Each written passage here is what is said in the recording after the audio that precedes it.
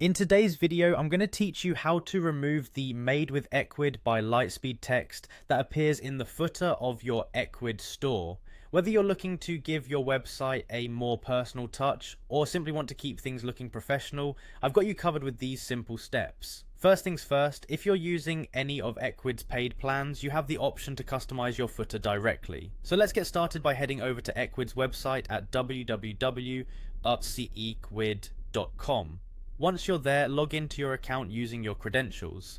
Now, when you find yourself in the dashboard, direct your attention to the menu on the left-hand side. You'll want to select the option labeled Website.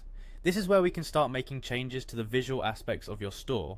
Afterward, look for the Design section and give it a click. This will open up various design settings for your site. Make sure to locate the Site Appearance category.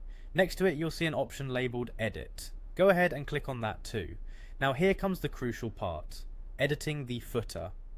Within the editing section, keep an eye out for an option that allows you to change or customize the footer's content. This is where you can remove or modify the text that's currently there. Depending on your specific plan and the extent of customization it permits, you might be able to completely remove the Made with Ecwid by Lightspeed text. Alternatively, you can replace it with a message of your own choosing, whether that's your brand name, a tagline, or a slogan that aligns with your brand identity. However, if you find that the customization options are limited due to your current plan, and you're unable to remove or change the text to your satisfaction, don't worry. The next step involves reaching out to Ecwid's support team. They are quite responsive and might provide further assistance in removing or customizing the footer, especially if your subscription falls within certain tiers.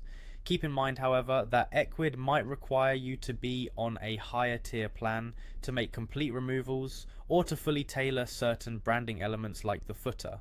And that's it, an easy way to enhance the look of your e-commerce store and make sure it represents your brand exactly how you want it to.